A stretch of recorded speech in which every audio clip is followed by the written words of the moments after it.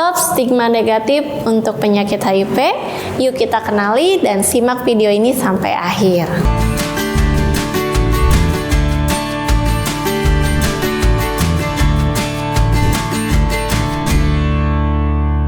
Hai, aku Debbie Hereka Pratiwi. Balik lagi ke channelku. Seperti biasa, aku di sini mau sharing mengenai kesehatan. Tapi sebelumnya aku mau minta maaf dulu untuk teman-teman semua.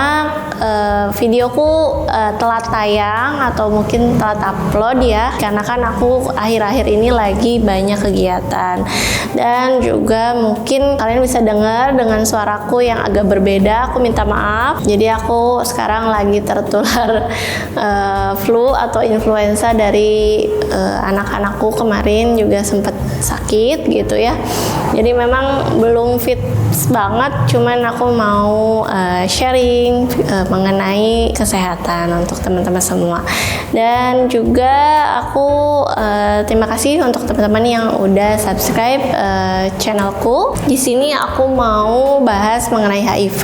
HIV adalah kepanjangan dari Human Immunodeficiency Virus. Jadi penyakit ini adalah penyakit menular yang disebabkan oleh virus, dan virus ini akan menyerang sel kekebalan tubuh seseorang, dan biasanya menyerangnya sel darah putih, di mana sel yang diserang yaitu dikenal dengan CD4.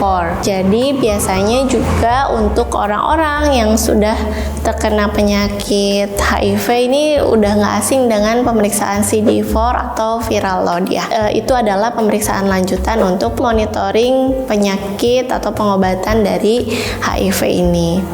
Nah, tadi yang udah aku bahas, jadi penyakit ini adalah menyerang kekebalan tubuh. Apabila seseorang yang terkena penyakit HIV ini tidak melakukan pengobatan, biasanya orang tersebut akan menjadi AIDS.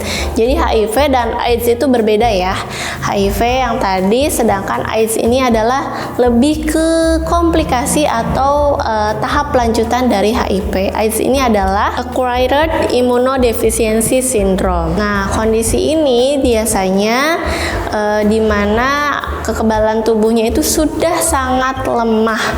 Jadi sudah tidak bisa melawan penyakit yang menyerang tubuhnya gitu. Jadi di sini biasanya angka harapan hidupnya juga sudah sangat sedikit. Di sini aku pengen sharing penyakit ini bukan untuk mendukung akannya penyakit ini. Justru di sini aku pengen banget membuka mata teman-teman semua dan menghilangkan diskriminasi pada orang-orang yang terkena penyakit ini, supaya kita memberikan support untuk mereka semua untuk melakukan pengobatan gitu.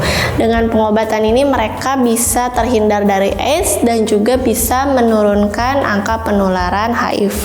Gejala awal HIV ini biasanya timbul setelah 2-6 minggu terkena atau terpapar virus tersebut ya. Untuk tahap awal biasanya memang banyak yang tidak merasa ini adalah gejala HIV, karena gejalanya yaitu flu, kemudian demam, ada nyeri otot atau nyeri sendi, kemudian juga bisa ada ruam, kemudian sakit kepala gitu. Itu kan gejala-gejala yang umum ya, kalau kita terkena flu juga seperti itu. Namun apabila tidak diobati, maka akan ada tahap lanjutan. Gejala tahap lanjutan ini adalah sepertinya udah mulai spesifik nih gejalanya, yaitu biasanya ada infeksi jamur yang dimana muncul sariawan di mulut sampai penuh, kemudian juga ada diare yang berkepanjangan, demam yang terus-menerus dan tidak kunjung sembuh, kemudian juga ada ruam, kemudian ada penurunan berat badan secara drastis. Nah, di sini biasanya udah mulai paham nih, atau udah mulai merasa nih orang-orang yang terkena atau terindikasi terduga penyakit HIV.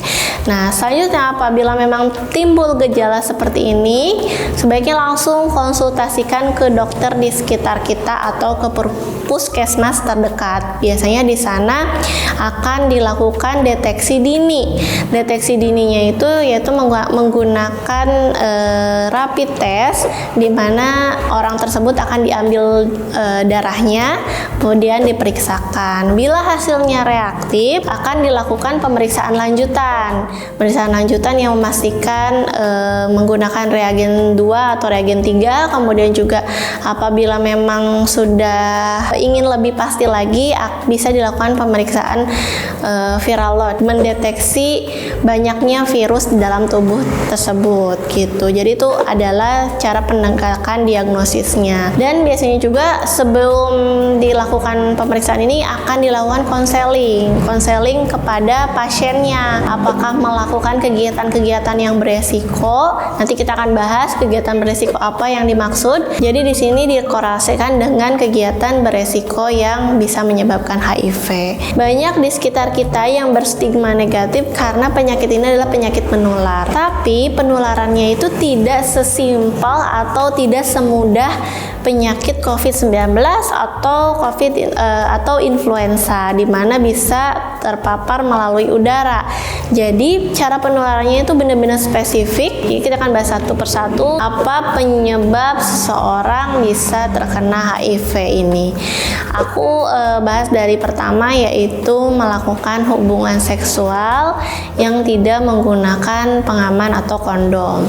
Nah, hubungan seksual di sini bisa melalui vagina atau melalui anus, karena biasanya kalau hubungan seksual itu kan ada gesekan, kemungkinan besar juga ada luka terbuka yang bisa menularkan ke lawan ya. Misalkan dari perempuan biasanya melalui cairan vaginanya ke laki-laki, dan kalau untuk laki-laki biasanya dari sperma ke perempuan, atau juga bisa dengan hubungan seksual yang melalui oral, dimana ketika pada bagian mulutnya tersebut ada luka atau ada sariawan, itu juga bisa menjadi gerbang pintu masuk virus ini ke dalam tubuh seseorang tersebut. Kemudian yang kedua adalah melalui jarum suntik yang bergantian dan tidak steril gitu ya. Bisa dari penggunaan narkoba gitu ya. Jadi untuk orang-orang yang menggunakan narkoba biasanya bisa menggunakan jarum suntik. Nah, jarum suntik yang digunakan secara bergantian antara satu orang dengan orang lainnya itu juga bisa menjadi menularkan. Dan juga untuk para tenaga kesehatan yang menggunakan jarum suntik dan tidak sengaja tertusuk oleh jarum tersebut, bisa juga menularkan suatu penyakit ini. Dan juga melalui transfusi darah. Jadi untuk para pendonor, biasanya ketika memang seseorang membutuhkan darah dari pendonor tersebut, darahnya akan dilakukan screening terlebih dahulu. Screeningnya yaitu salah satunya pemeriksaan HIV untuk menghindari adanya penularan HIV tersebut. Dan juga yang terakhir bisa ditularkan dari ibu yang melahirkan dan ibu yang menyusui gitu. Jadi itu tadi adalah penyebab seseorang bisa terkena HIV. Maka dari itu sebetulnya HIV ini bukan hanya berkaitan dengan kegiatan-kegiatan negatif. Contohnya misalkan seorang nakes yang tidak sengaja terkena tusukan jarum yang mungkin bekas jarum pasien HIV, itu juga kan bukan hal yang negatif ya. Itu karena mungkin kecelakaan kerja, ada kelalaian di situ. Jadi stoplah stigma negatif ini. Yuk kita benar-benar untuk mendukung orang-orang yang terkena HIV atau kita sebut dengan ODA ini tuntas melakukan pengobatan dan bisa beraktivitas seperti biasa lagi. Itu kemudian juga untuk faktor resikonya dari yang tadi yang mungkin penyebabnya mungkin teman-teman udah bisa simak ya. supaya menghindari hal tersebut, kita harus lebih hati-hati dalam berhubungan seksual. Ada baiknya kita melakukan hubungan seksual hanya dengan satu orang, tidak bergantian. Kemudian juga penggunaan jarum yang steril itu dipastikan juga ketika kita menerima tindakan-tindakan yang harus menggunakan jarum. Kemudian juga melakukan screening atau deteksi dini. Dimana di video sebelumnya aku pernah bahas mengenai persiapan calon pengantin, di mana pemeriksaan ini juga dilakukan, yaitu pemeriksaan HIV dan infeksi menular seksual juga dilakukan gitu. Jadi jangan takut untuk melakukan deteksi dini ini gitu, karena lebih baik kita tahu dan hasilnya negatif berarti kita aman, dan kalaupun hasilnya ada sesuatu reaktif itu lebih baik untuk dilakukan tata laksana atau diobati. Nah, untuk yang sudah terkena bagaimana, kita akan bahas mengenai pengobatannya. Jadi memang untuk saat ini sampai detik ini masih belum ditemukan obat untuk menyembuhkannya. Namun ada obat lagi yang dinamakan dengan ARV, antiretroviral, di mana obat ARV ini bisa menghambat pertumbuhan virusnya, dan dengan obat ini juga seseorang ODA ini bisa melanjutkan kehidupannya seperti orang-orang biasa, bahkan tidak terlihat sakit karena kekebalan tubuhnya ini terpantau, dan juga dilakukan pemeriksaan lanjutan seperti tadi yang disebutkan dengan cek kadar jumlah virusnya, kemudian juga kadar kekebalan tubuhnya. Dan apabila ketika seorang ODA ini sudah memiliki virus yang sedikit, kemungkinan besar akan virulensinya ini sudah sangat sedikit dan mungkin tidak bisa menularkan ke orang lain. Makanya orang-orang ODA ini bisa menikah dan bisa memiliki anak. Jadi untuk diskriminasi negatifnya kita hilangkan dulu, kita dukung mereka, kita support mereka untuk bisa melakukan pengobatan dan juga bangkit dari keterpurukan dan tidak mengulangi kesalahannya lagi, dan juga membiasakan pola hidup yang sehat.